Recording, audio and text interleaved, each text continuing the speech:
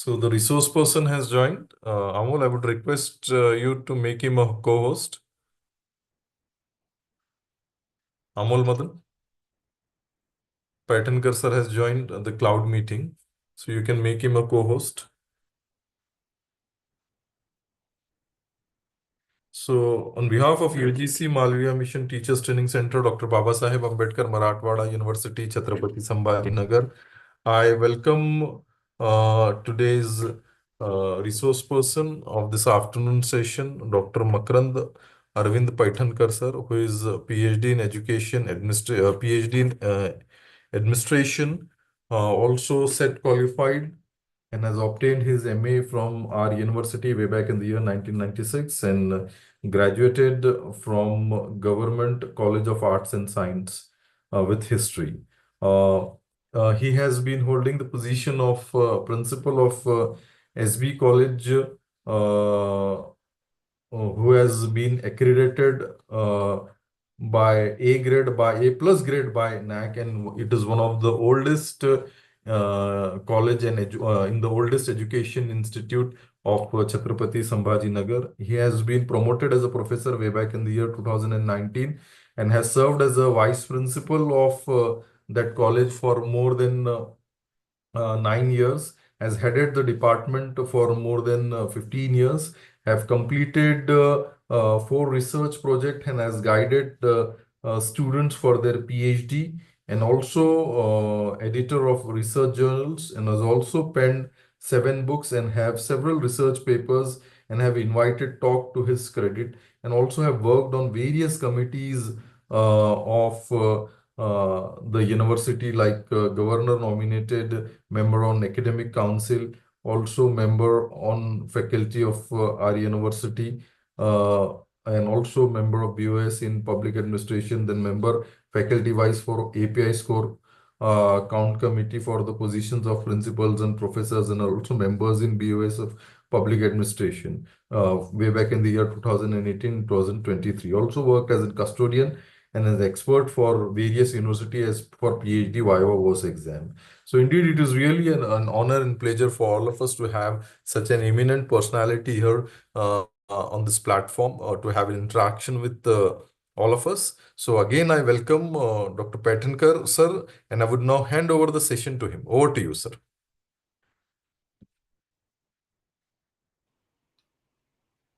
Thank you, Dr. Rafe, for nice introduction. Good afternoon. It is really challenging to take up a post-lunch session, but I don't know, but UGC Academic Staff College, or what you call it today as MMTTC, assign post-lunch session most of the time to me. Anyway, Rafe sir, am I audible? Hello? Hello? Yes, sir, you are audible. Hello? Yes, sir, you are audible.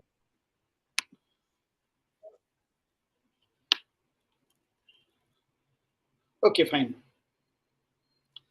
I will be speaking today on national education policy. Okay. I will be speaking on national education policy. In my session, I will try to cover various aspects of national education policy in detail in the first half of it, and in the second half, I will complete this my deliberation, and then I may take up questions from you if you have any questions to ask, if you have any queries regarding national education policy. Friends, since independence, we have many education policies. First, we should understand what policies are all about. In a democratic country, policy formulation or policy making is the prerogative of an elected government. The policy is a set of convictions of the government that it look forward to implement in coming times.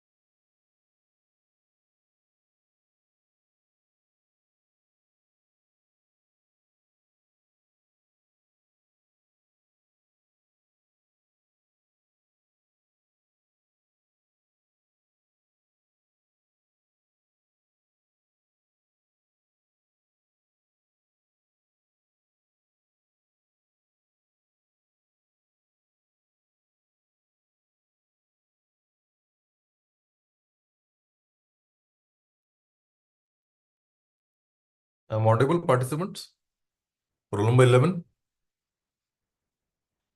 There is something network issue, I think, from Paithankar sir side. We have after independence. The National Education Policy 2020, the Government of India constituted it with 9-member committee under the chairmanship of K. Kasturi Rangan. And under the chairmanship of Kasturi Rangan, the committee undertook a tedious task of formulating a national education policy for India. The committee worked rigorously for almost 3 years. It was, to be precise, a 33 months preparation the committee undertook for preparing a voluminous draft of more than 400 pages.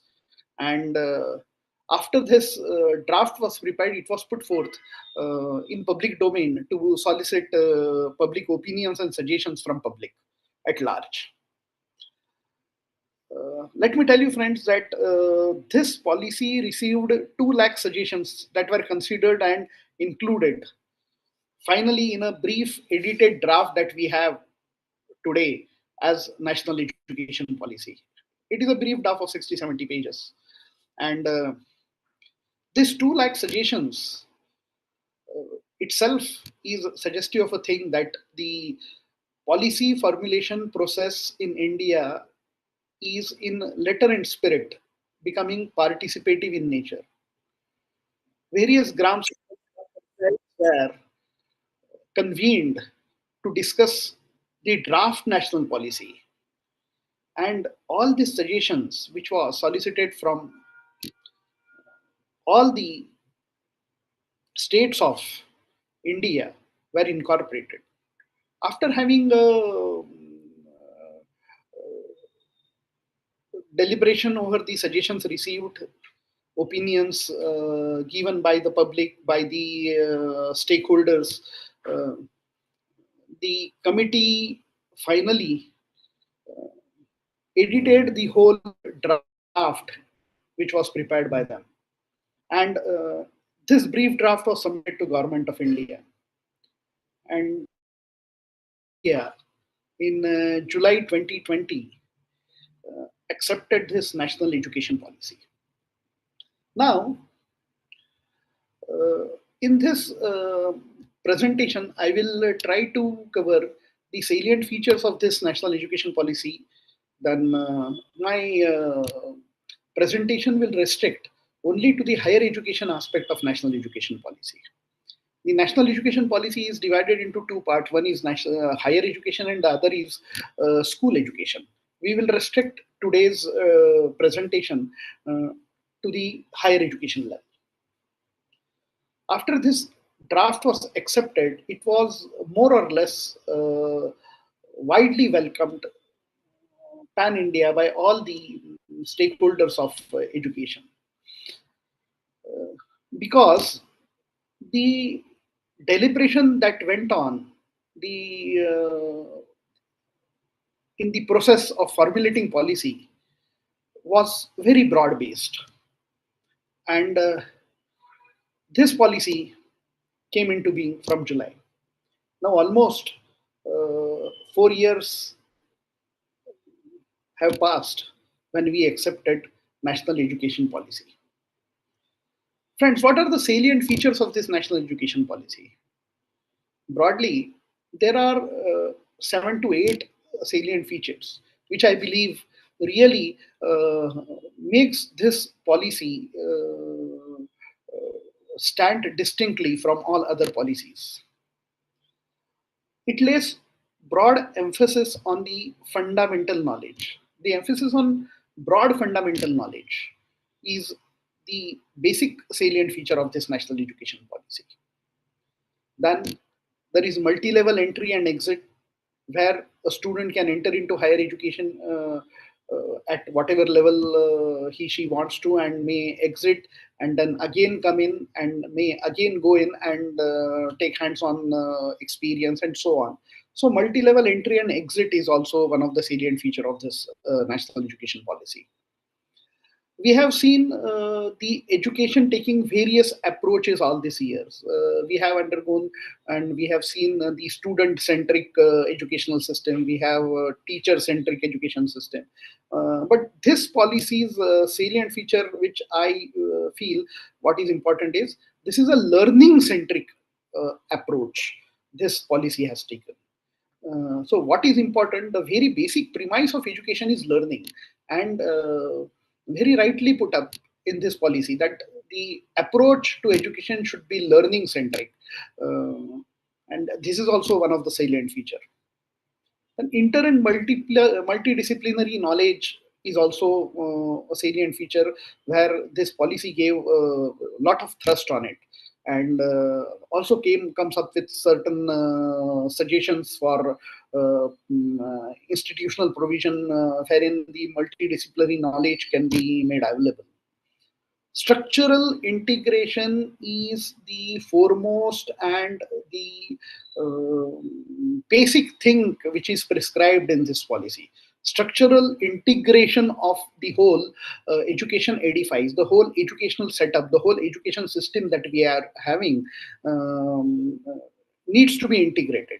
And this policy speaks of structural institutional integration of this educational organizations that we are having in our country, and the way it has proliferated all these years needs integration, needs a relook to it, need to revisit all these institutional arrangements that we have made all these years to offer higher education in India.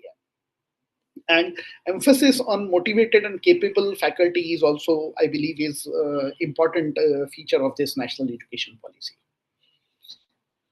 Friends, this had been the salient features of education policy of 2020. Uh, this policy speaks of an complete overhaul of the higher education governance in India. The way it is governed, the way we are running higher education system of this nation needs a revisit is the basic philosophy of this national education policy, and all the policy makers have given due weightage to this aspect of policy making, and they have prescribed for certain structural institutional integration arrangement. They have came up with certain suggestion for establishment of new organizational for a specialized area of higher education, to evolve the existing, to strengthen the institutions that we are having. So it is a mixed bag of establishing new, evolving that we have, and strengthening that are weak institutions of higher education governance in India. This policy speak of that there should be 4 apex institution which will look after the whole governance of higher education in India. The first being is the National Research Foundation, which will look after the research needs, research policy, research outputs of higher education. Second, this policy speak of establishing Indian Institute of Translation and Interpretation. IITI, it is called as Indian Institute of Translation and Interpretation. The third organization which will be the apex in the governing of higher education is National Education Technology Forum, and the fourth being Higher Education Commission of India. We all being teachers coming from the same fraternity are more concerned, are more interested in the Higher Education Commission of India, because ultimately the Higher Education Commission of India will be the apex agency which will look after the teaching, learning, educational, institutional aspect in which we are working. These four institutions will take care of the governance of higher education in India. And these four institutions are highly specialized body with a distinct function of higher education made available through it. National Research Foundation will look after research. Institute of Translation and Interpretation look after the translation and interpretation and will work for making available the knowledge in regional level, in regional languages also. Technology Forum, Educational Technology Forum will bring in the aspect of technology in the governance of higher education, in the transaction of education that takes place in various organizations and institutions, HEIs that we are having. And Education Commission of India will look after the gamut of activities that comes into higher education. Now, before discussing what all these organizations are all about and what will be their composition and functions, we should look into the present higher education governing pattern that we are having. What type of governance we are getting today? What type of higher education is offered, and what type of institutional arrangement is there for making available higher education in India? The answer is very simple, friends. You all know that only there is a single agency that takes care of all the aspects of higher education in India, and that is University Grants Commission.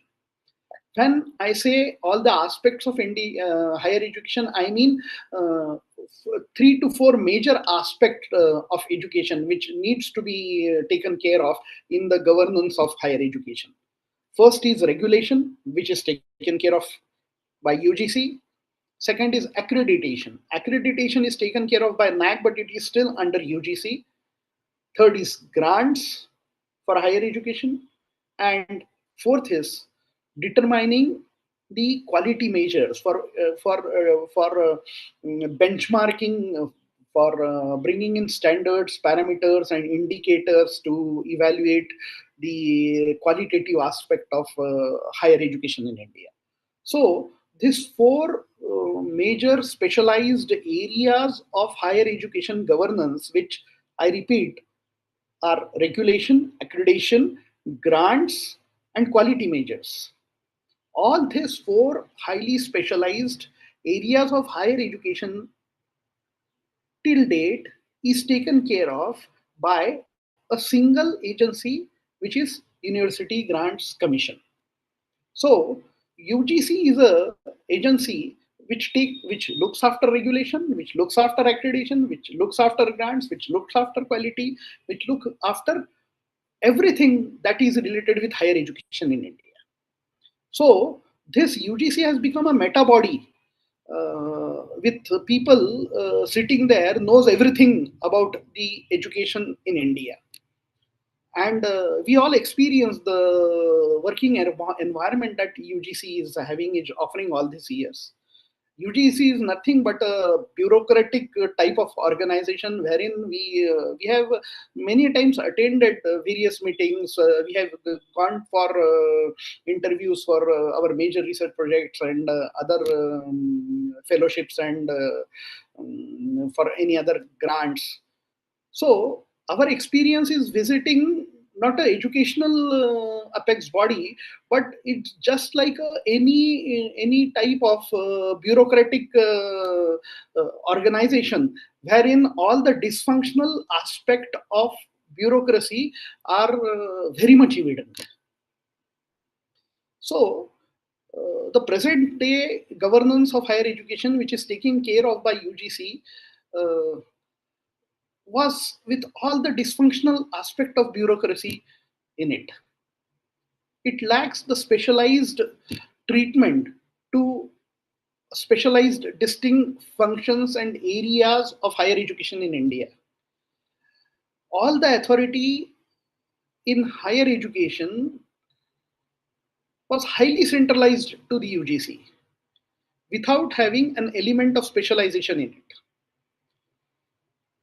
So this was considered by this policymaker as one of the drawback of higher education. The governing body UGC has become such a big body with a cumbersome functioning, where there is a lot of delay, circumlocution, and all the other aspects. And they have come up with a suggestion of bringing in certain institutions under Higher Education Commission of India, which will be entrusted with a highly specialized area of higher education with them. So, till date, the regulation, accreditation, grants, and quality measures, which was centralized, which was under UGC, under this policy,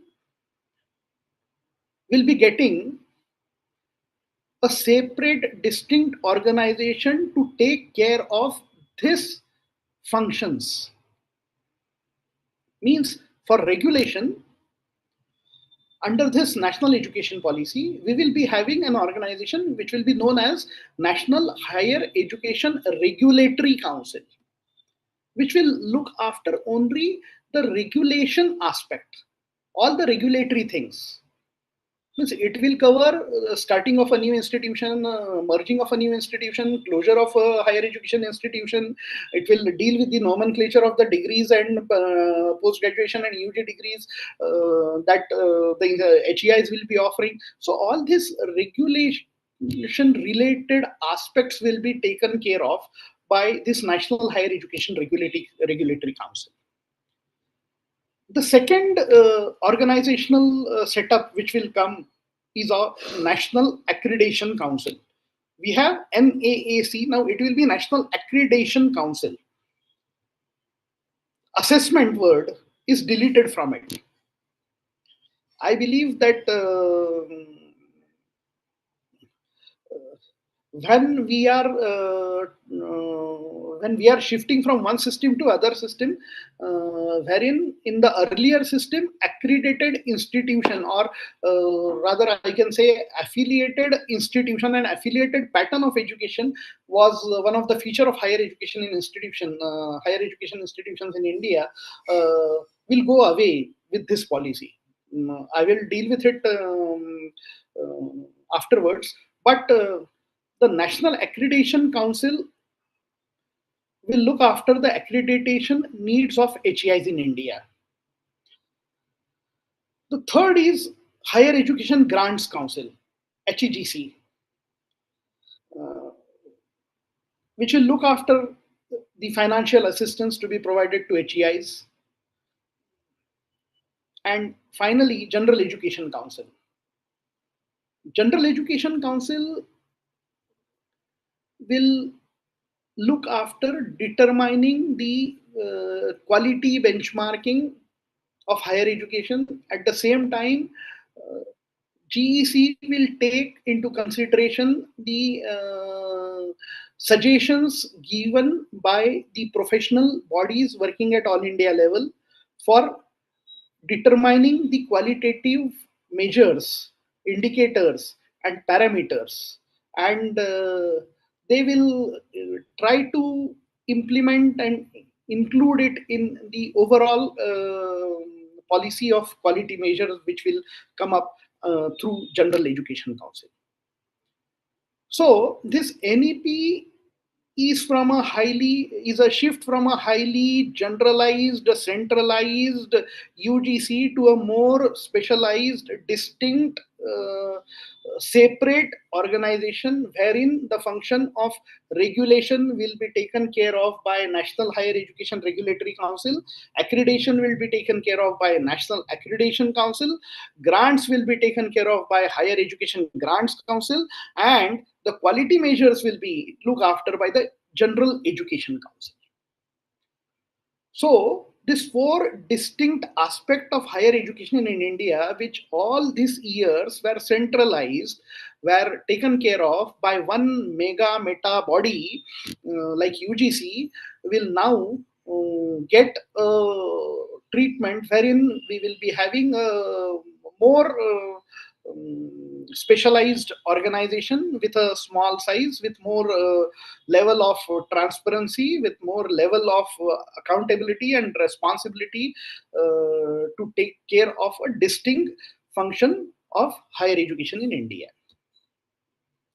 And all these four councils will work under Higher Education Commission of India.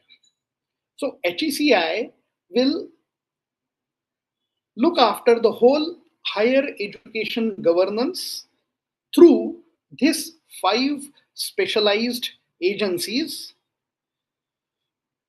with a specialized function entrusted to each one of them. So this is an institutional arrangement which NEP speak of to bring in higher education in India. Before prescribing and before formulating certain policy measures, before coming up with certain prescription for as a policies, this NEP committee members had evaluated, had analyzed the whole scenario of higher education in India. And based on their study, based on their analysis, they have come up with certain limitations which are befitting the present higher education scenario in India. And they have made it explicitly clear in the policy document itself that these are the drawbacks, these are the challenges, these are the problems which we are facing, which higher education in India is facing, and this need to be overcome. This needs to be treated as fast as possible. So, what are these limitations? What are these problems? What are these ailments, we can say, identified by this committee of NEP? So, we will deal with the problems befitting higher education in India, which are identified by the committee itself. The first problem which was identified and made it clear in the policy document itself is that the higher education in India is severely fragmented. So the major problem of HEI is it is a severely fragmented higher education ecosystem that we are having.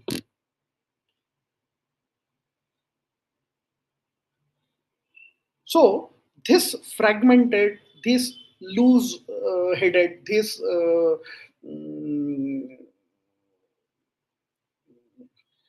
unevenly distributed higher education ecosystem needs to be consolidated, needs to be integrated, needs to be brought in under a very simple and very clear-cut pattern or structured mode.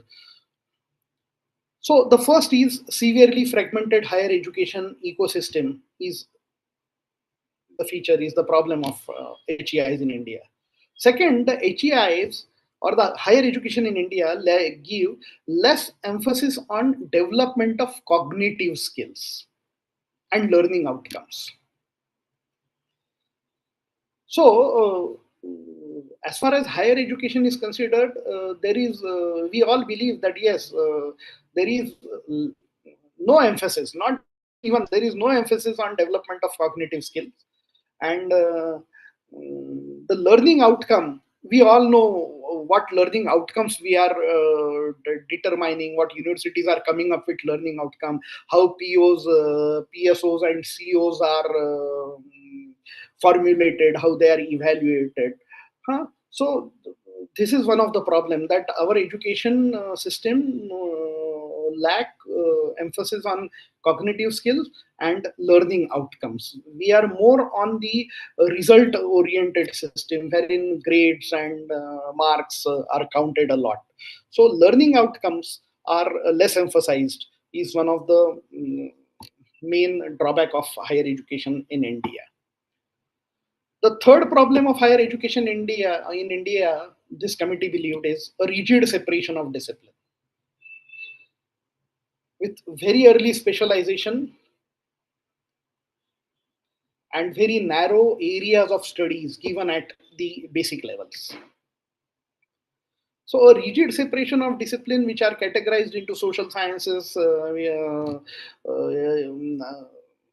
science and fine arts and interdisciplinary studies and so on, wherein a student is not allowed to opt for subjects or disciplines which belong to a faculty with a different nature. So this watertight separation of disciplines into science, social science, and so on is also highlighted by this policy as one of the major problem of higher education.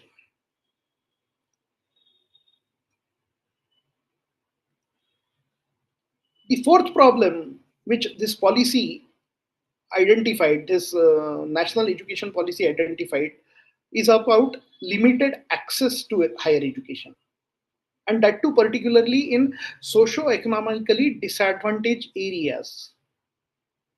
So higher education is having a limited access. It is very limited, particularly in socio-economical disadvantaged areas, with very few higher education institutions teach in local languages.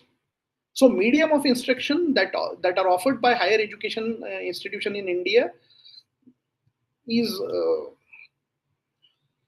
not always local language. It is the major problem. So making available higher education in local language and making this accessible, that too particularly in socio and economically disadvantaged area, is considered as a policy priority by this NEP. There is very limited teacher and institutional autonomy available in higher education in India. There is almost no autonomy available to institutions and teachers. And when HEIs are working within an affiliated pattern, these problems become more acute. So limited teacher and institutional autonomy was also considered as one of the limitation by this policy.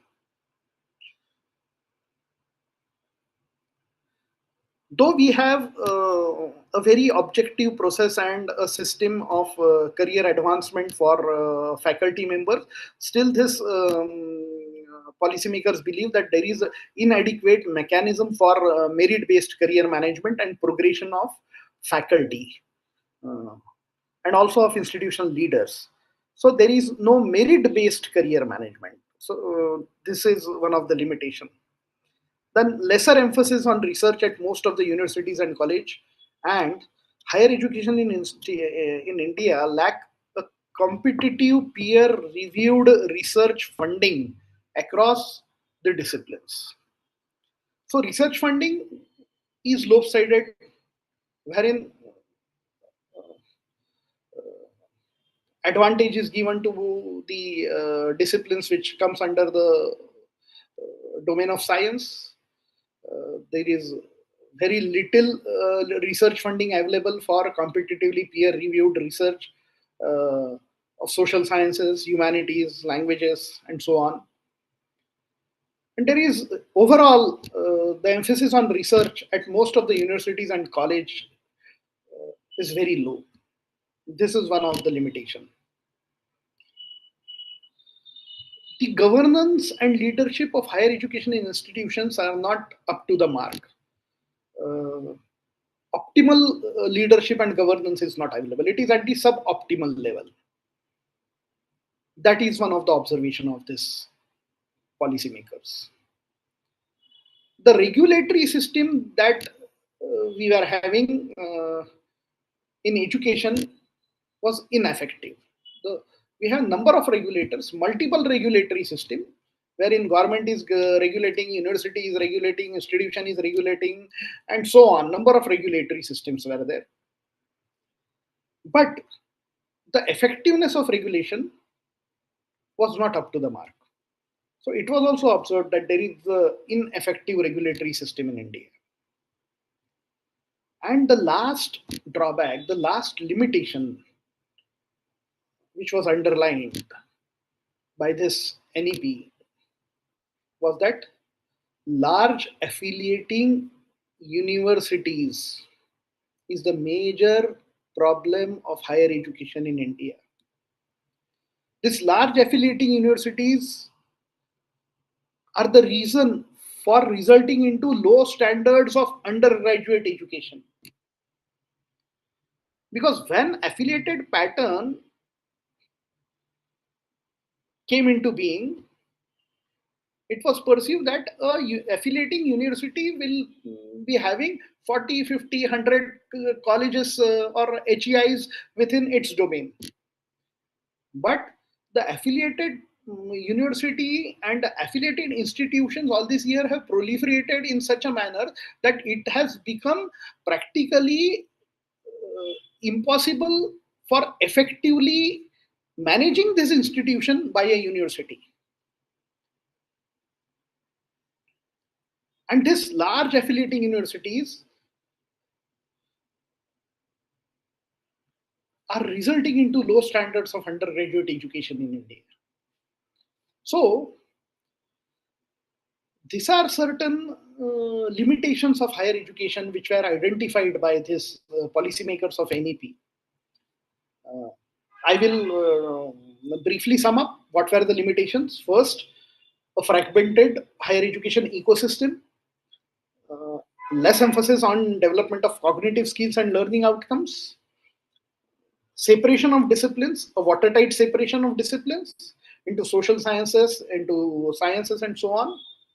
There was limited access to higher education, very little higher education institutions offering local language as a medium of instruction at higher level of educations, limited autonomy for teachers and institutions, inadequate mechanism for merit based progression or career management of faculty members and the leaders of the institution, lesser emphasis on research, suboptimal level of governance, ineffective regulatory system, and large affiliating universities.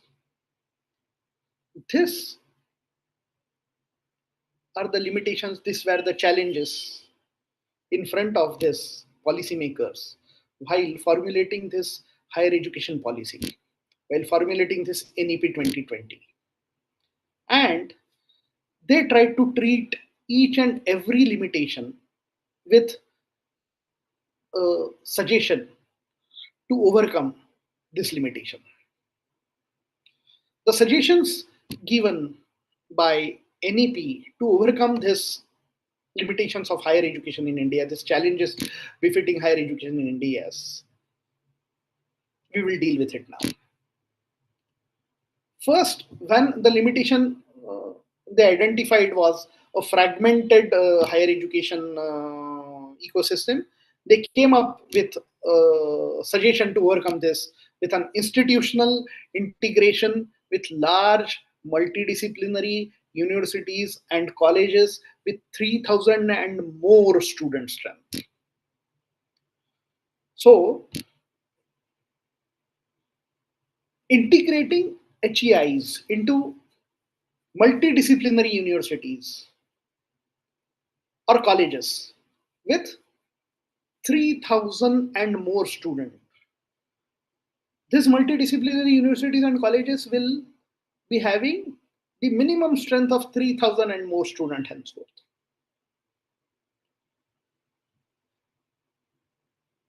Revamping of curriculum, pedagogy, and assessment. Complete overhaul of this curriculum, pedagogy, and assessment. Multidisciplinary undergraduate education, academic flexibility, and mobility.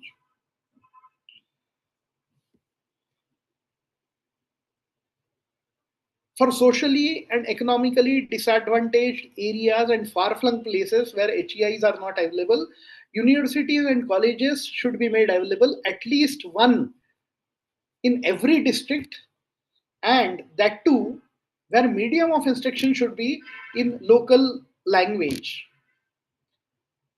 The student support, scholarship for socially and economically disadvantaged groups should be increased. Accessible infrastructure should be made available.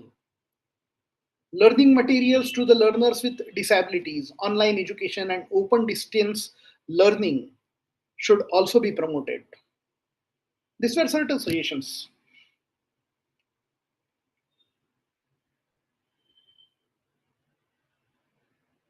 This policy also speak of giving autonomy to faculty and institution. And it has been explicitly made clear in the policy itself that the nature of autonomy will be academic and administrative. Financial autonomy is not mentioned in the policy. So, academic and administrative autonomy will be available for faculty and the institutions. Merit based appointed and career progression based on teaching, research, and service will be promoted. National Research Foundation will take care of funding research, research publication, will make available seed grants for pursuing research in universities and colleges.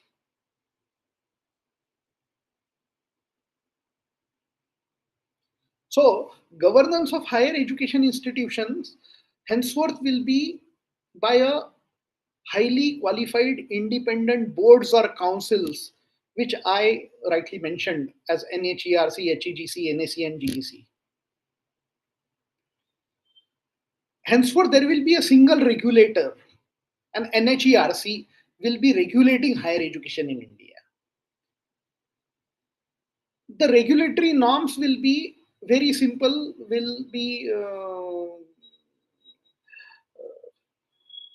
the word the policymaker has used is regulation should be light but tight. It will be light, but it should be tight. Then only regulation will be of any effect.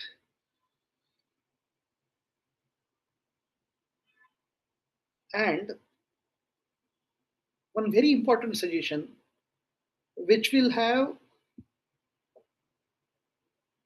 enormous impact on the higher education setup that we are having, is affiliation pattern and single stream higher education institutions to be phased out. This phasing out of this affiliation pattern, this phasing out of the affiliating universities, this phasing out of single stream higher education institution will enormously affect the HEIs in India. These are certain suggestions given by NEP. Now, I will try to cover in detail some of the important features which were discussed at length in the NEP draft as well. One is of institutional restructuring and consolidation. how this restructuring and consolidation will take place, how this fragmented institution will be brought under single roof, how they will be integrated into a whole where holistic knowledge will be made available. So for this, institutional restructuring and consolidation was a solution, but how to approach, how to do it was the main challenge, and it was dealt at length in this NEP. Multidisciplinary universities and colleges and higher education institutions, clusters, and knowledge hubs will be created out of the existing fragmented institutions. The HEIs that we are having will be integrated into one to make it big. The small, proliferated, fragmented, single faculty HEIs will be merged into a multi-faculty, multi-stream HEIs, and a restructured, consolidated HEI will be created. This HEI will be essentially multidisciplinary in nature. Whatever, it may be a university or it may be a college. It will be offering multi-stream education, and the minimum strength that it will cater to will be of 3,000 and more students. So the size which we are having of HEIs now, that single faculty college or single stream college with a student strength of 300, 400, 500 will no longer exist. The institutional arrangement which will offer higher education in India will be such henceforth that it will be big institution, either a university or a college with multidisciplinary education offering to 3,000 and more students. So student strength will also be 3,000 and more. So this is how the institutional restructuring and consolidation will take place.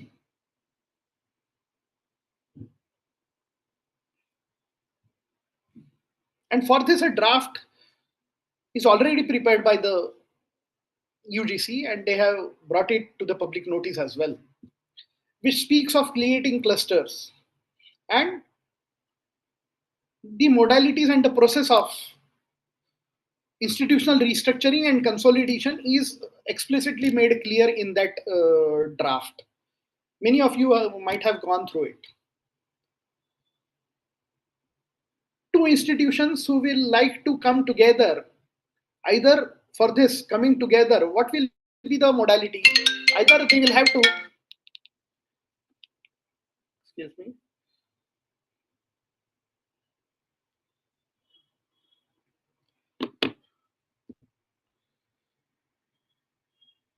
either they will have to merge with each other, or they will have to form a cluster. Merger will again be of two types. One, merger by the same management, means a management managing two HEIs will merge these two HEIs to create one big HEIs with multidisciplinary knowledge, multidisciplinary education, and a student strength of more than 3,000. So two colleges of the same management will come together and will merge to form a big college with 3,000 strength and multidisciplinary subjects available to students. What if the management don't have multiple HEIs? Then the standalone single stream HEIs with less than 3,000 strength have to come together to form a cluster. cluster will also be a gradual progression to convert itself into an university. First, this small HEIs will come together to form a cluster. In the initial phase, they will be recognized as a cluster, but the affiliating university will keep on affiliating this independent HEIs which are part of that cluster. So HEIs will get affiliation from the university independently, though they are part of the cluster. This will be the first phase. The second phase will be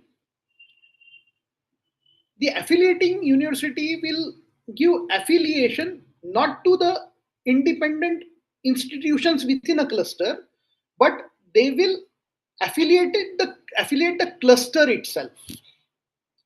So in first phase, the members of the cluster will get affiliation. In the second phase, the cluster will get the affiliation. The third phase, excuse me, in the third phase, this cluster will become autonomous degree awarding institution or college, ADC, autonomous degree awarding college. There will be no affiliation now. And in the next phase, this autonomous degree awarding college, if it wants, can become a university. So this will be a step-by-step modalities for institutional consolidation and restructuring of higher education in India.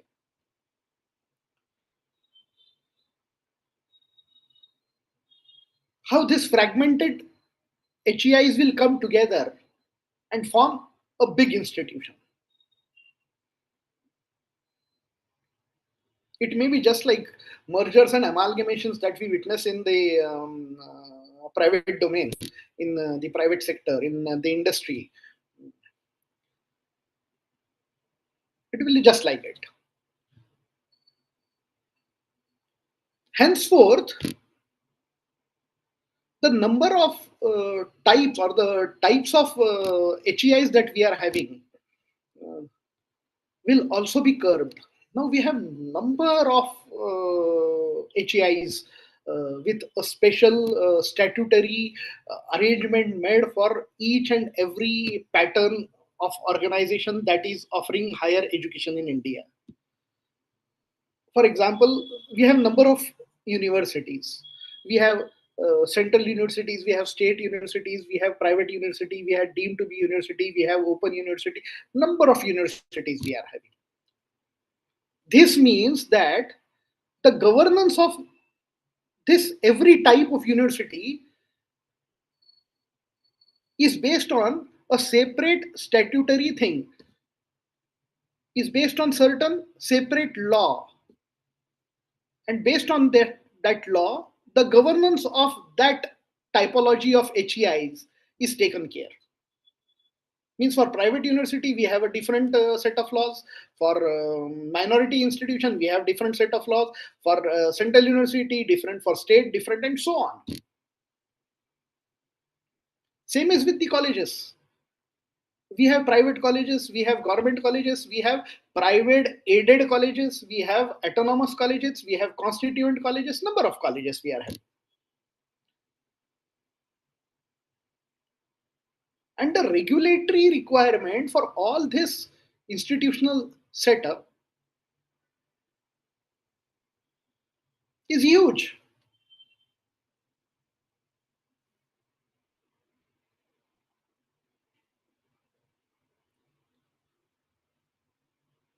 To sort out this problem,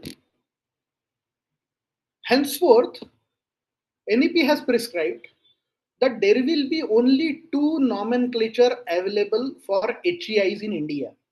One, either HEI will be a university, and two, HEI will be autonomous college. That's it. Either a university or autonomous college. Yes, for universities, the nature of university will vary. There will be research intensive universities and teaching intensive universities. Based on SWOT analysis, each one of university has to identify what type of university it want to be, whether it want to become a research intensive or teaching intensive. It should be based on informed judgment, informed decisions. Research intensive universities does not mean that there will be no teaching in such universities. Research intensive university means the evaluation, the accreditation, the assessment of this research intensive university will base substantially on the parameters which are of research nature. It will based on research output, it will based on publication, it will based on impact, it will based on standards of research and quality of research. So universities which are research intensive will be evaluated based on its research output. Predominantly they will be engaged in research, but at the same time they will also be teaching. Whereas teaching intensive university will be predominantly in teacher and will be evaluated based on the teaching.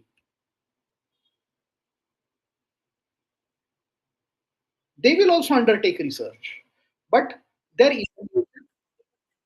evaluation will be based on the teaching output.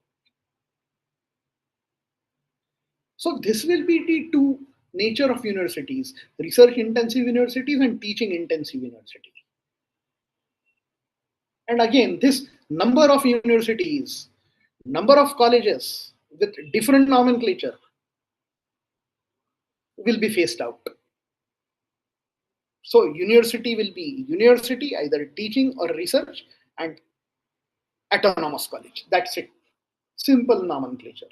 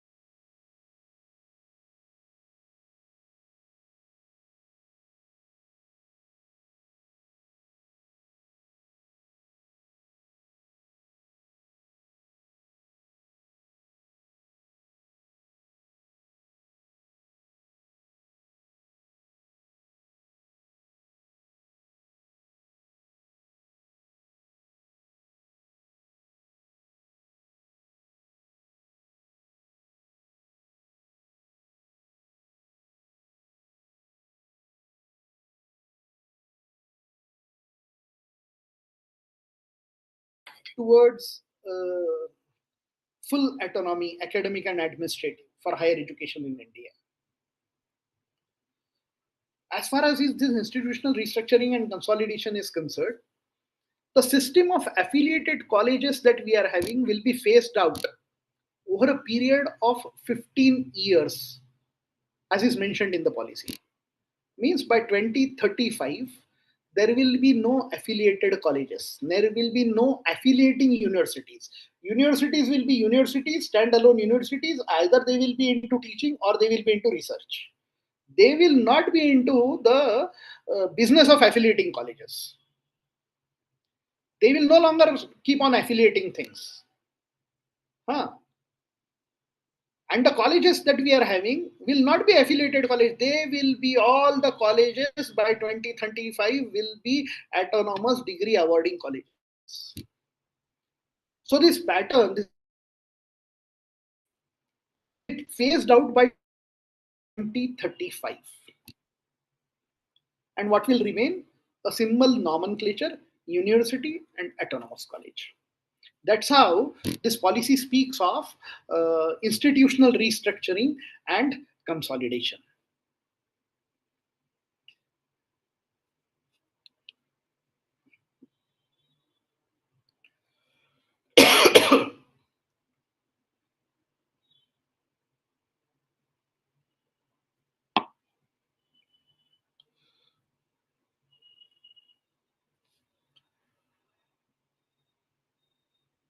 The second important aspect which is dealt in this policy is of multidisciplinary education.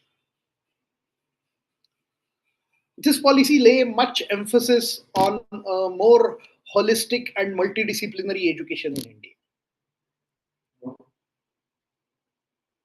As is said in the policy, knowledge of many arts must be brought back in higher education in India. And for this, the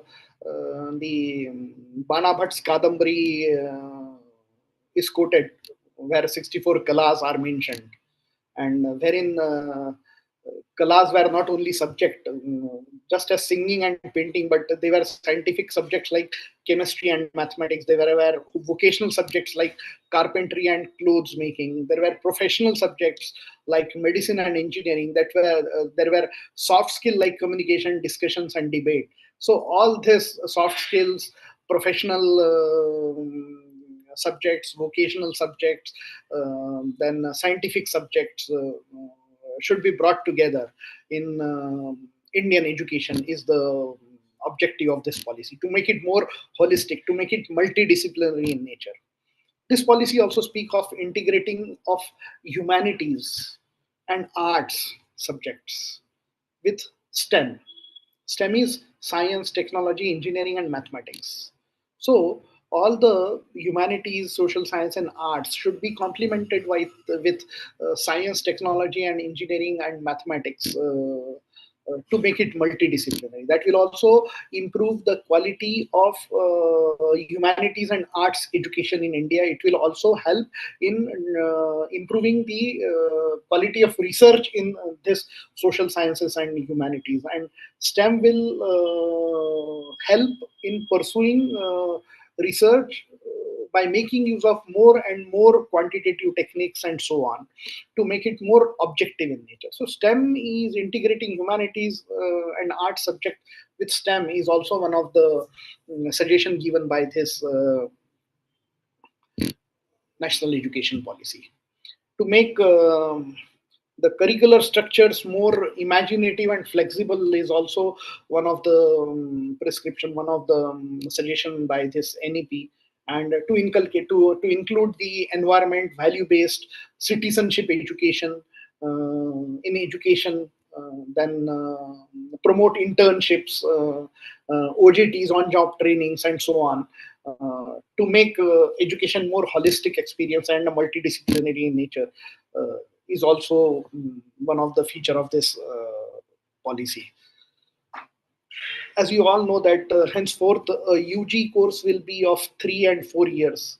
A student passing out or opting out or exiting after 1 year will get a certificate. After 2 years will get a diploma. After 3 years a bachelor's degree, and after 4 years it will be a multidisciplinary bachelor's degree. Or a degree with research, fourth year degree with research, or a MD bachelor's degree. Then PG will be of 2 year with a second year devoted to research, who have completed 3 years UG degree, and there will be 1 year PG for those who have completed a 4 year UG with research. So PG with 1 year will be for those who have completed 4 year UG with research, and a 2 year PG will be for those who have completed a 3 year UG degree. Again, there will be a 5 years integrated UG plus PG, means a master's program, 5 years integrated master's program made available. Then for PhD also, uh, either a PG or a 4 year UG with research will get an admission for PhD. Choice of choosing major and minors will be made available across the faculties. This is also one of the suggestion. There should be an academic bank of credit wherein the academic credits will be digitally stored, earned by students from various higher education institutions, and they can redeem the credit in terms of certificate, diploma, or bachelor's degree whenever they want. So this academic bank of credit, presently it is on the platform of DigiLocker, and it is been made mandatory for almost all the student to open an account on academic bank of credit. And this is also a suggestion for, there should be Meru, and Meru is also for holistic and multidisciplinary education. Uh, this NEP speaks of establishing multidisciplinary education and research universities. The higher education in India, which now caters to only a specialized area of engineering or social sciences, should try to convert themselves into multidisciplinary education and research universities, MERU, and establishment of multidisciplinary education and research universities. MERU University is also prescribed for in this national education policy. Uh, I think we will be having a break of 5 to 10 minutes. Rafe sir is here. Anyone who is coordinating this? At what time we take a Yes, break? sir. Yes. Huh, We can take break at 4 huh, we or can take 4:15. huh, we 15 can take minutes break. we can take a break of 10, 15 minutes. Yes, sir. Yes, sure. We can take a break of 15 minutes now, and I will be back by 4 or 5. 4:50, Is it sir. okay? Is it okay? 4, 4, 5. 4:5. Okay, sir. Huh? A 10 to 15 minutes break. Huh? Okay, okay. Okay, sir. Okay, sir.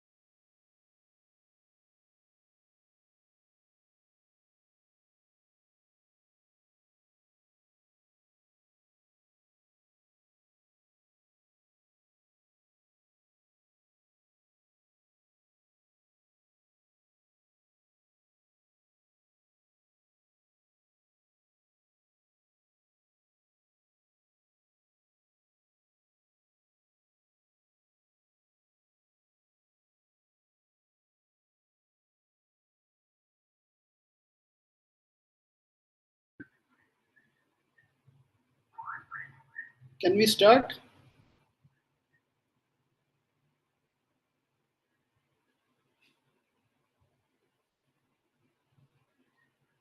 Yes, sir. Okay. So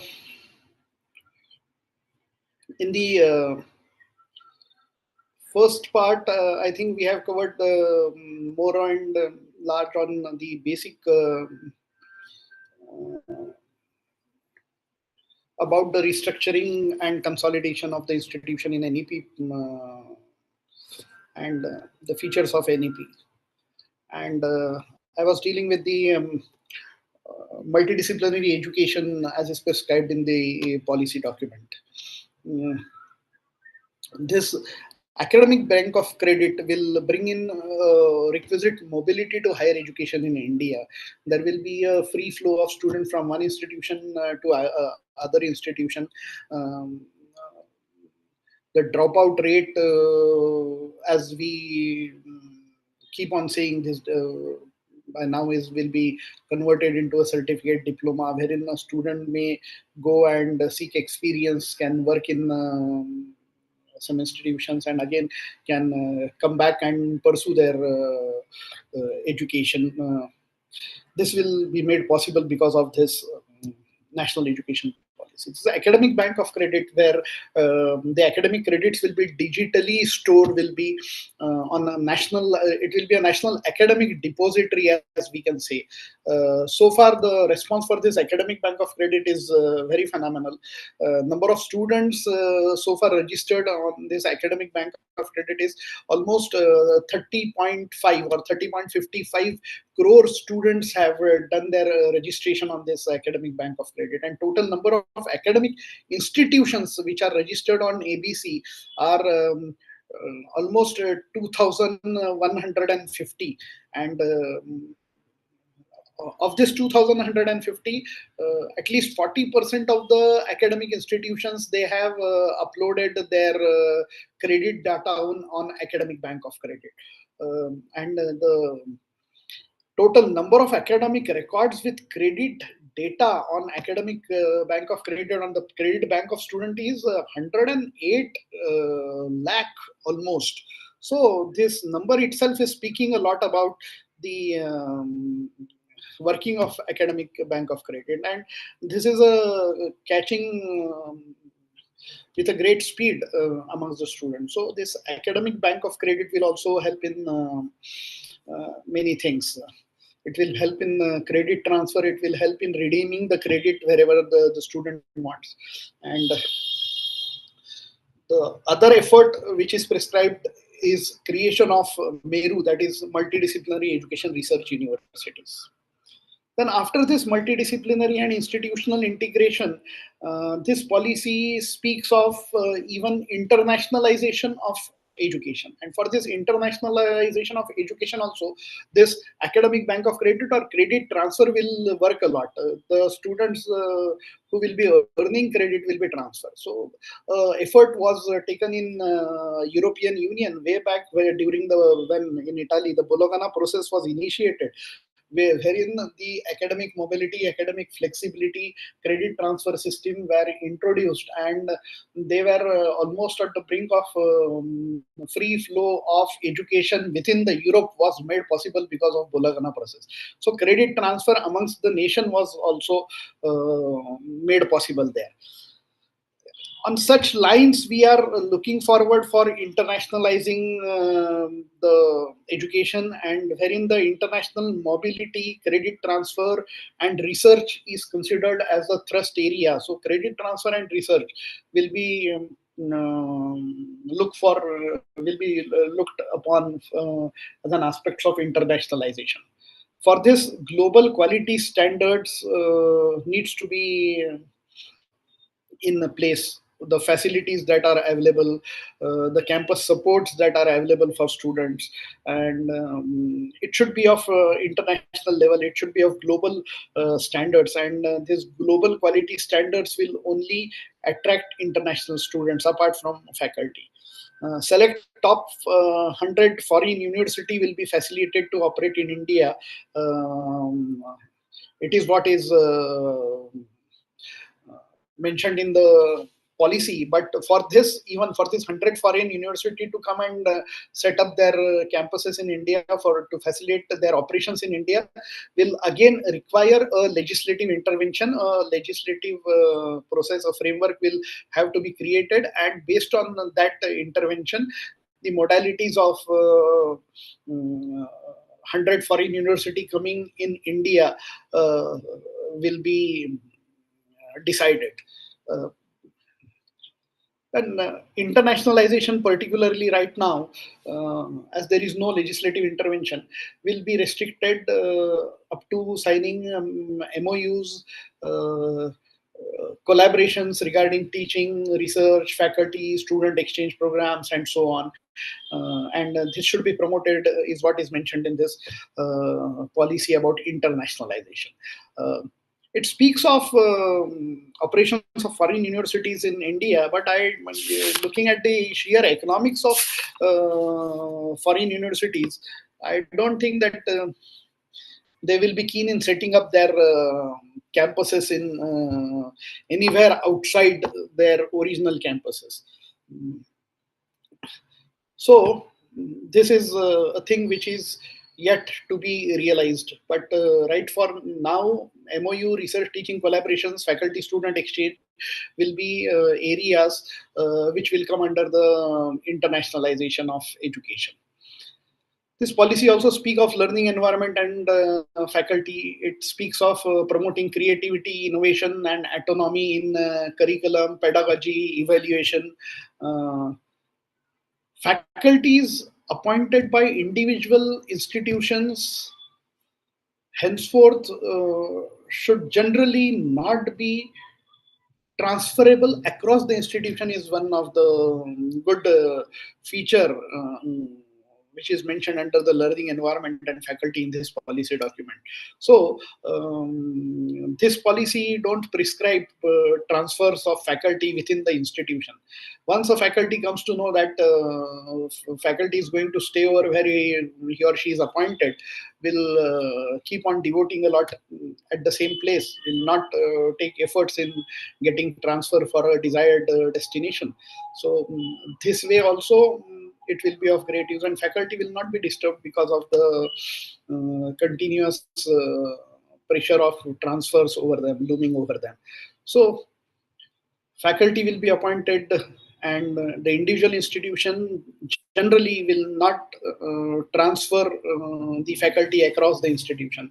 And faculty freedom to design own curriculum and pedagogical approaches is one of the feature. I think this is the best thing that will be done by this NEP, because once a faculty comes to know whatever he will be designing, whatever he will be teaching will be designed by him, will bring in his creativity, innovation, and elicit his interest in teaching learning process. So this faculty freedom to design own curricular and pedagogical approaches is also one of the features. Then the current recruitment process which we are having, it will be continued.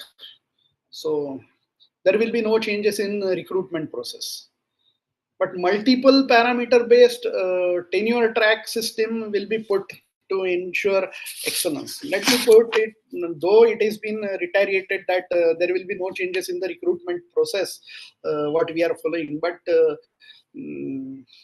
there are no openings as of now available in higher education. The scenario world over is one and the same. The tenure, that is the academic positions that we have in the world, the practices of private contractual faculty is there. Let me tell you some data. In US, there are two types of positions, tenured and non-tenured. And non-tenured tracks positions are with the designation of instructor, lecturer, adjunct professor, research professor, and so on. In UK, there are two types of recruitment. One is contractual recruitment, and which they call it temporary contracts, and permanent contract. As we have permanent and temporary contracts is now a feature these days. In Germany, there is a recruitment pattern followed in lines of civil services, as they have W2, W3, and C3 and C4 for civil services, and for teaching they have W2 and W3. Junior staff in higher education scenario constitute 66% of the faculty members in Germany, and the professors from amongst the all faculty in Germany are not more than 9%, and the process of becoming professor is also very tedious. It is called as habilitation, and after almost at the age of 45 and so on, teacher has to give a second thesis, and based on his thesis, which is called as habilitation, this is a second thesis, and based on this habilitation, a faculty is made permanent professor, and that's how Germany look at recruitment. Same lines, we have now regular teaching positions, we have contractual teaching position, we have in Maharashtra teachers on clock hour basis, and so on. So this pattern, though mentioned that current recruitment process is followed, new and innovative positions are also created by the government in order to complement the regular recruitment of teachers in India. This national education policy also speaks of teacher education. Teacher education is an area where it has scathingly come on the quality of teacher education in India, and it has verbatim quoted from the Verma Commission. Justice J.S. Verma was chairman of a committee which was constituted by a Supreme Court in 2012 to evaluate the quality of teacher education in India, as it is called as TEIs. Where it was found that a majority of, that is almost standalone teacher education institution are over 10,000 in numbers, and they are selling degrees for a price, was an observation made by this Justice J.S. Verma Commission. And this scenario needs to be changed, and NEP speaks of creating a multidisciplinary universities and colleges to establish education departments and teacher education institution to convert themselves into multidisciplinary institutions. Now we have practice of having independent teacher education institution or colleges. We call in Maharashtra B.Ed colleges or M.Ed, B.Ed colleges. This standalone B.Ed colleges will have to convert themselves into multidisciplinary institution. Henceforth, they will have to start their own departments, new departments with new disciplines, or the multidisciplinary institution will have to start teaching education departments in their institution. This process will have to be adopted in the domain of teacher education. After 2030, the basic qualification for teachers is also decided in this NEP policy. This NEP policy states that after 2030, the basic qualification for teachers will be a 4-year integrated B.Ed degree, a 2-year B.Ed for students who have 3-year UG, or a 1-year B.Ed for students who have 4-year UG, that is 3-year plus 1, 4-year UG. So 4-year integrated B.Ed, 2-year B.Ed for those who have a 3-year UG degree, and 1-year B.Ed for those who have 4-year degrees. So teacher education will be of 1 year for students who have completed their 4-year UG, 2-year B.Ed for those who have completed a 3 years UG, and for those who will be taking integrated 4-year B.Ed degree. So this will be the qualification for teachers also after 2030. This policy speaks of national mission for mentoring, wherein the retired superannuated teachers, a pool of them will be created, and they will be given some stipend or honorarium to take up their jobs. They will mentor the teachers, and this national mission for mentoring will come up as an institution. The most important feature which I personally liked in this national education policy is about vocational education. This policy speaks of reimagining the vocational education in India, and the NEP comes up with certain statistics which are observed world over. Of the higher education that is made available in the world, 52% is of vocational nature in US. 75% of it is in Germany, 96% in South Korea, and the vocational content of education in India is less than 5%. Look, 52% in US, 75 in Germany, almost 96% in South Korea, and in India, it is less than 5%. Even after undertaking repeated efforts, after emphasizing the will to improve vocational and skills in India, since 60s, the vocational education has failed miserably. And what were the reasons for the failure of skills and vocational education in India was also evaluated by these policymakers. And they came up with three things. They noted that there is a lack of vertical mobility in vocational education after 12th, that is after plus 2 level. They also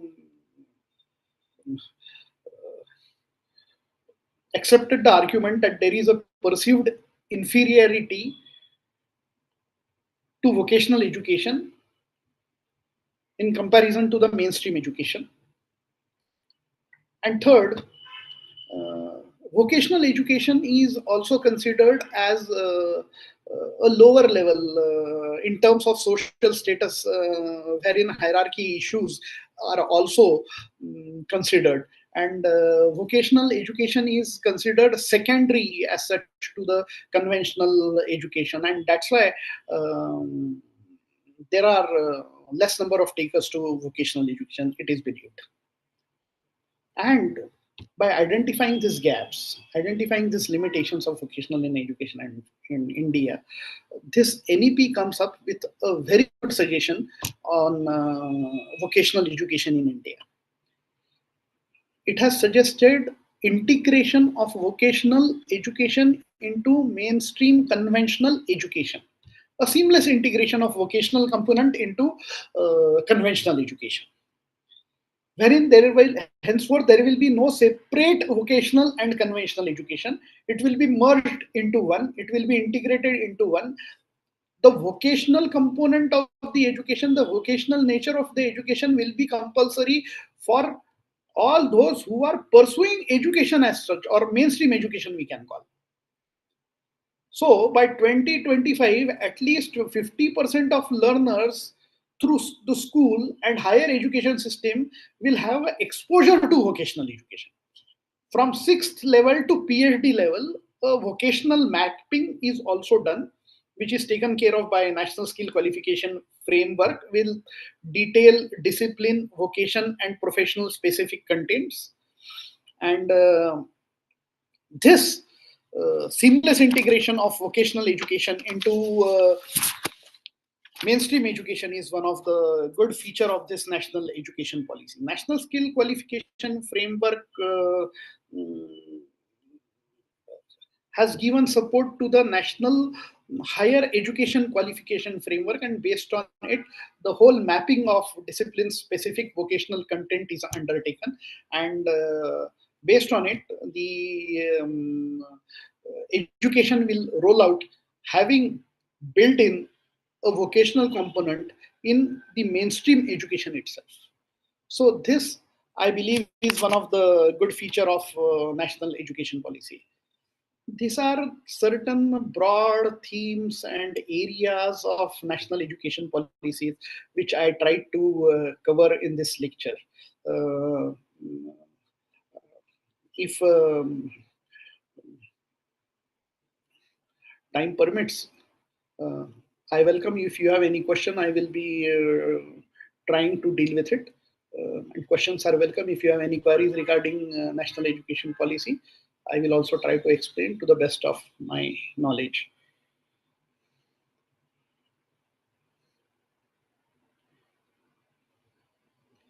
What is to have a dialogue? What is the system? You all are muted or what? The session is open for the discussion. Yeah, good.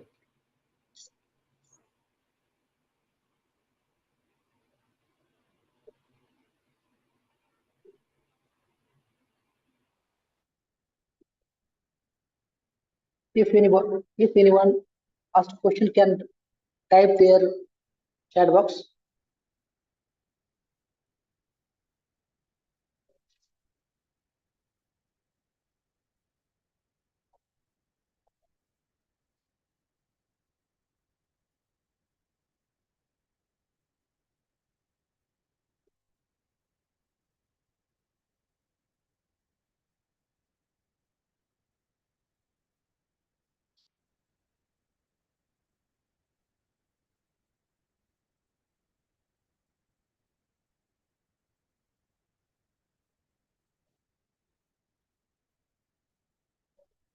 If any question, if there is no question,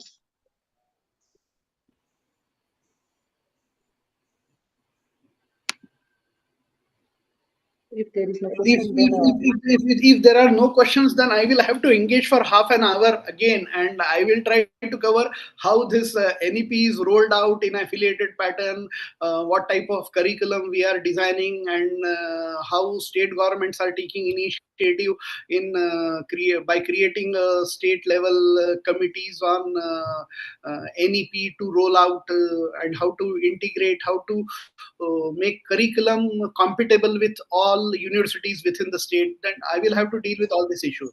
If you don't have yes, any sir, question, sure. if Yes, you sir, don't yes. Continue. have question, Please, sir, no please. questions. No questions means either you have understood what I have spoken, or oh, it has gone all together a white ball from my side. Sir, how, excuse me, sir, good afternoon. Yeah. Good afternoon. Good afternoon, sir. Can you hear me? Yeah. Go Yes, ahead. yes, ma'am. Yeah, my question to you is, sir, that how to sensitize students and learners actually about this thing? Because dealing students with NEP curriculum actually creates a lot of problem, and I have been dealing students from the international background as well. So, to make them understand about the curriculum, it becomes quite problematic because now the exit and entry program has completely changed. And after the BOS meeting as well, our curriculum for the third year program and for the fourth year program completely has changed. So, students are not well sensitized about this program or about this change. So, would like to know from your end what suggestions would you like to give so that we can also help our learners and students in this particular manner? I got your question. Please let me know. You are from which institution? Is it an autonomous institution, or you are working in an aided pattern in an So affiliated? I am a part of deemed to be university in Haryana. Okay. Yes, and we have been following from this semester in the online department. We are following NEP 2020 policy as of now. From this year, you have adopted NEP. It From is rolling out. from this semester, July 2024. Okay. Okay. Okay. Yes. Okay. Now, basically, what I presented in front of you was about the policy document of national education policy, which speaks much about the integration of higher education institutions in India. It speaks of about the governance issues. Look, to put it in a perspective, this national education policy is of bifocal nature.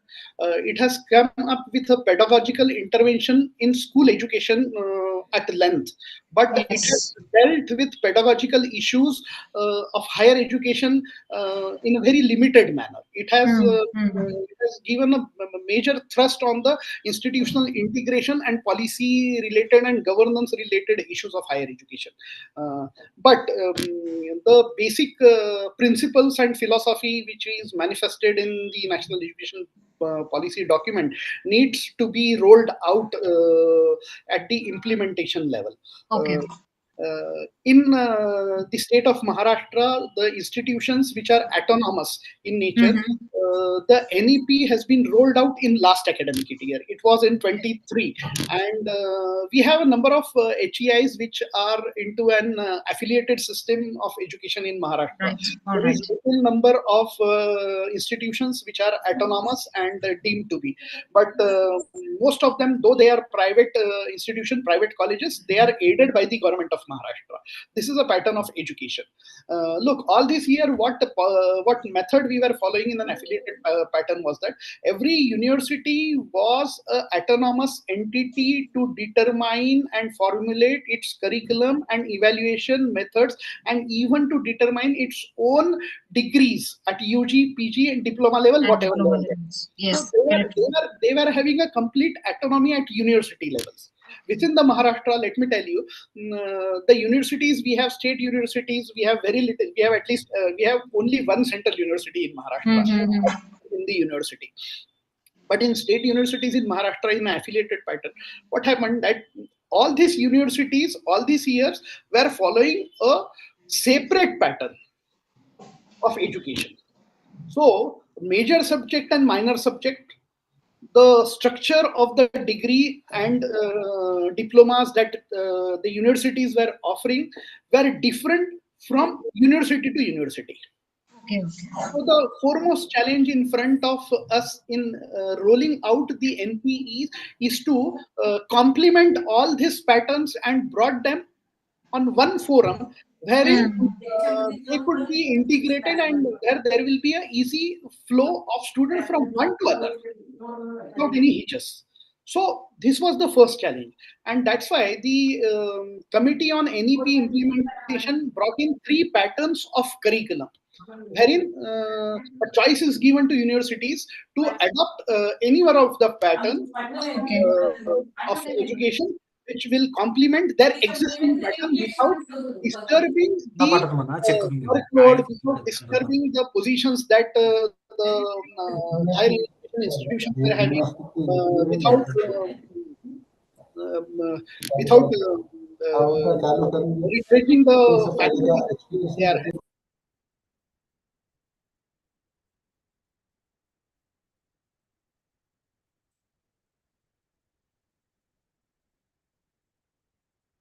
Sir you can unmute unmute themselves.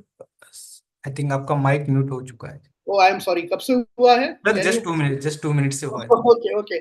So I don't know how it becomes.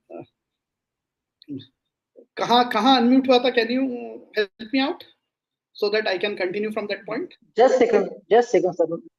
Just a second. Okay. So in Maharashtra, what we are following are three curriculum set of patterns. We have Mumbai University, Pune University, our Dr. Babasaheb Ambedkar University, and all these universities have different patterns that I have explained to you. So there are three modalities now: major, minor, and a three optional based discipline specific elective choice. These three patterns we have adopted. But though these are three different patterns, has to be followed by university. The underlying point is that the number of credit a student has to complete in these 3 years of 3 degree years. or 4 years Yes, of 4 degree years of degree. will remain same, and the Credit will be components will same. be the same. So discipline specific elective a student will have to opt. Opt for. Major, Yes, yes, major, minor, then value yes, element will be, then there will be a skill element, there will be a ability enhancement courses, there will be yes, yes, yes. CC, that is From the basket of all these courses, students have to yes, actually yes, identify. and there Yes. will be IKS also. I. So baskets are made available only for generic courses.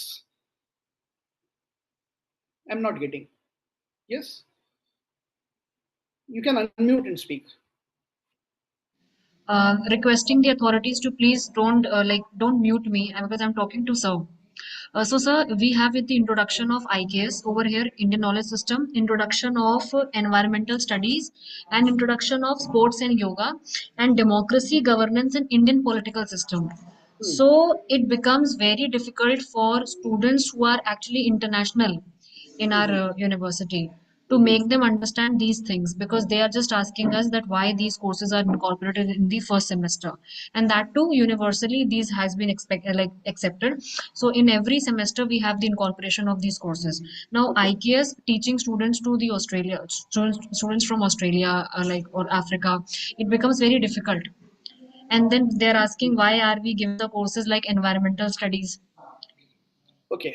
Oh, Basically, the issue will crop up only on IKS. But let me tell you, when a student yes. is coming all over from Australia to pursue its education in India, will Mm-hmm. he will need to be exposed to the Indian ethos and Indian value system and Indian education, Indian knowledge system. Yes, Indian yes. knowledge system at IKS level is a broad contextual environment that we will be creating, which will orient and sensitize even a foreign student about what Mm. India is all about. All about. It will also explain to the students the rich legacy in the domain of education that India Education. is having, which unfortunately Eurocentric education system has neglected all these years.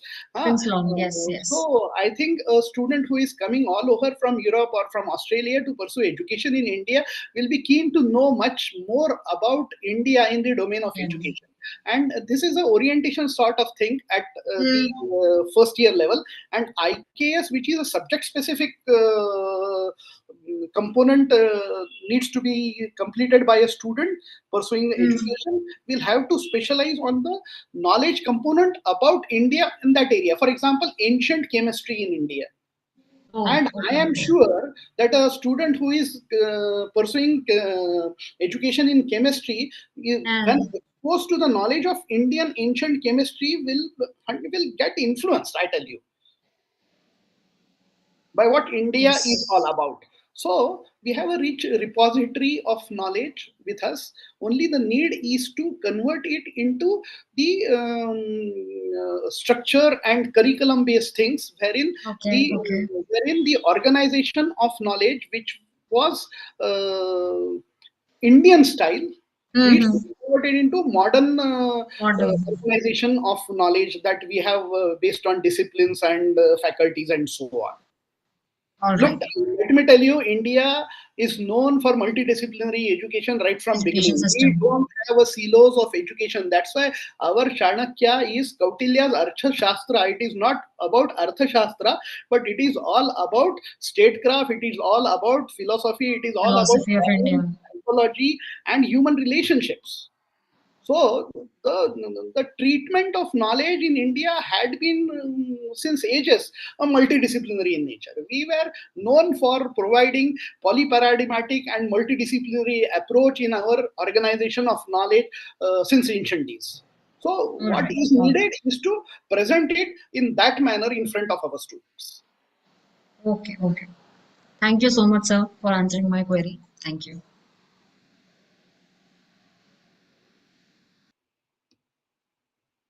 Yes.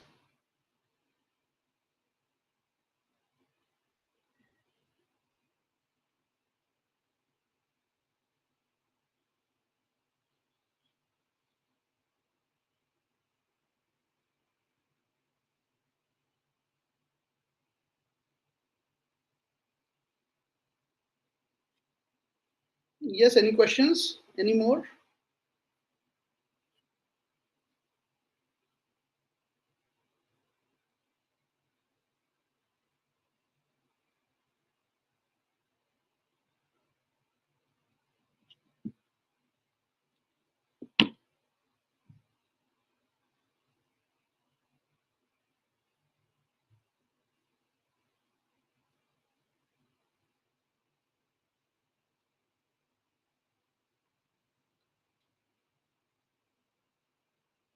I think no questions. I'm supposed to continue it till 5:30. What is your practice? Yes, anyone? Generally it ends by Yes, 5:15, sir. yes, anyone who is listening. 5:15, 5:20. I think I have covered much of the areas, but you can suggest which area I could speak on.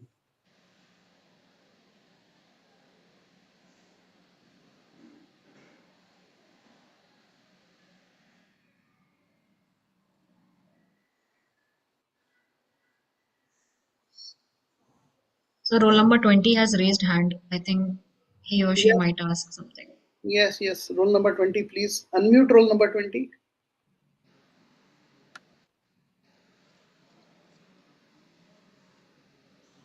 You can even type in the chat Hello. meeting. Ah, yes. Yes, go ahead, please. Sir. Yes, please go ahead. Sir, I am a faculty working in Polytechnic Institute. It's a diploma engineering institute, sir. Sir, my question is that when the new education policy is implemented at school level, that is, I think 5 plus 3 plus 3 plus 4. So after its implementation, what will be our position, sir, in new education policy? The position of diploma engineering colleges. Well, let me accept this that I have no expertise in school education, particularly at +2 level. But still, being a student of policy science and who have gone through the national education policy multiple times, I can say that henceforth there will be no silos of technical education and general education. What we are looking ahead will be a scenario wherein education will be education. The components that we will be offering within the education will be of different nature. It may be of values, it may be related to vocational, it may be of technical, and it may be of a major and minor which student needs to pursue. So naturally, based on the very philosophy of NEP, which speaks all about this, the natural corollary will be that the all polytechnic and ITIs will be merged into conventional education, wherein a student who wants to pursue the technical component of a mainstream education will be taken care of by the faculty who earlier were in a erstwhile system where technical education were provided separately. So, the future of technical institutions will be like this. Either they will be merged in a big thing, or they will be at, because +2 level henceforth will not be in a college. In Maharashtra, we have a practice that +2 level is either with a colleges. And in most of the states of India, +2 level is at the school. So +2 is a schooling, but in Maharashtra, +2 is clubbed with UG level colleges, institutions. So +2 level henceforth will be with the schools, and the technical vocational component of the education that we will be providing at +2 level will be taken care of by this specialized faculty, which now belongs to the technical institution or polytechnic institutions in India, or they may be merged into a higher education scenario if all the eligibility and other norms they comply. But this again will depend upon state to state. It will depend upon the state policy. Okay, sir. Thank you, sir. Some part of my answer is hypothetical. It is based on inference drawn from the basic philosophy of NEP. You are from which state? By the way, you are from which state? By the way, you are I'm from from Government Polytechnic, Khamgaon, sir, Maharashtra. Actually, you are from Maharashtra. Okay, okay. But sir, till we didn't get any specific position in new education policy. So we But are confused. they have started, they have initiated the process. Earlier, you know that at +2 level there was one pattern, MCVC, which it is now called as HSVC. This Okay, sir. most of the HSVC teachers are now merged in your technical institutions. So +2 levels, things are going on, but it will take some time. As I told you, Okay. there is no much reference to institutional integration at school education level in NEP policy document. Institutional integration, structural changes is at length discussed in the higher education part of NEP. So this is a unique area, polytechnic and ITI institutions. But look, vocational education is now seamlessly integrated in conventional education. Even at school level, where we used to offer technical education from 8th, technical component of education. Huh? Now all this technical education, vocational education, skill education will be compulsory and essential component of mainstream education. So there will be no silos of technical education, general education, vocational education. It will be education and it will be integrated into whole. So from 6th to PhD, there will be a component of vocational element in the education. And naturally, when this vocational component is integrated till PhD level, wherein every student has to complete a certain number of credit of vocational up to PhD level from 6th, the vocational teachers, technical teachers at plus 2 level will, I don't believe that they will become, there will be have any problem about their employment. Only their institution, their organization, they will be integrated into some other department, or the nomenclature of their existing institutions will change. That will only happen, I believe. Thank you. Yes, any more questions? Excuse me.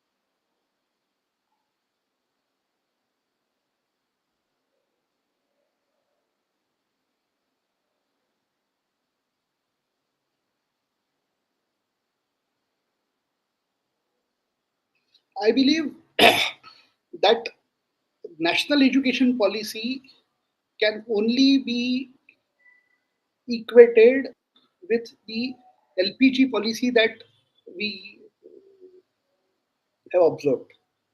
It will alter and change the whole pattern of higher education in India, with number of new institutions coming in. Many institutions will suffer. There will be integration of number of institutions. As in a more sophisticated language, I have told you that the clusters, the mergers, all these things that will come up, that will be taking shape in years to come, uh, will be more business like. It will be more mergers and amalgamations. It will be the management of institutions will be taking sway over small HEIs in India, and will have to become big, as there is, we see that the consolidation of State Bank of India, so that we can stand in competition. Same will happen in higher education also. That's what I see. For good or bad, time will decide. But that is my take on it. It was pleasure speaking in front of you. I tried to present in brief uh, the national education policy, the draft of it. I think it was all about NEP. And thank you for giving me a patient hearing. Thank you all.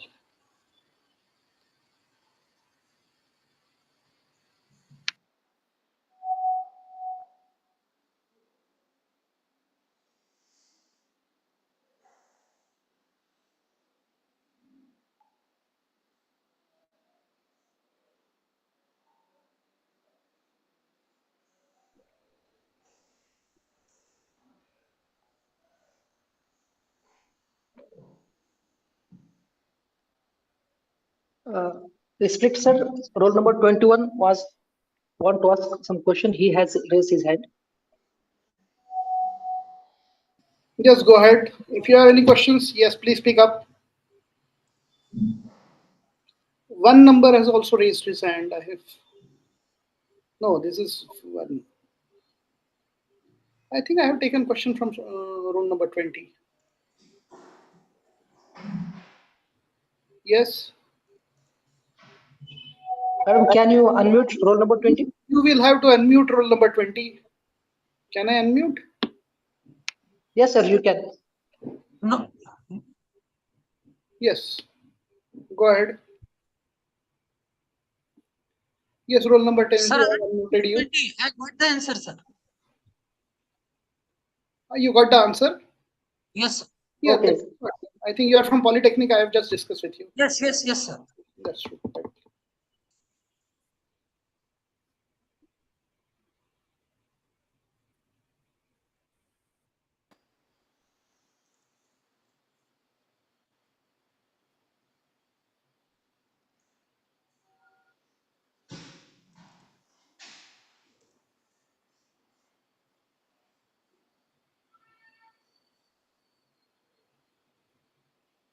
Guest, host or co-host, it's all from my side.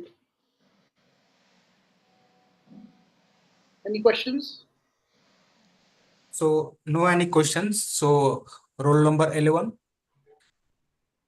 So I Okay, think sir. propose the vote of thanks. Okay. Good evening, friends. Respected resource person, director, and course coordinator, and fellow participants. I am here to propose vote of thanks.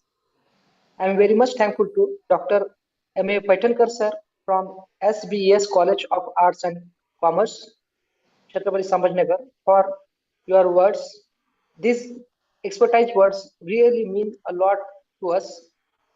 I also extend gratitude to the director, S.S. Patil sir, and course coordinator, Dr. Rafe sir, and also non-teaching faculty, technical support, UGC, Malviya Mission Teacher Training Center, Dr. Bamu Sambhajinagar. I'm also thankful to participants for their active participation. Thank you, one and all.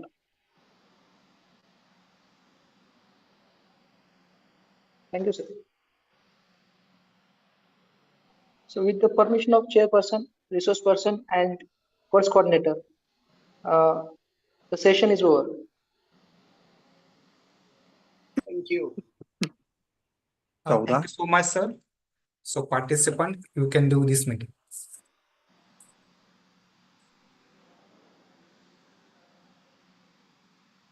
Okay, sir.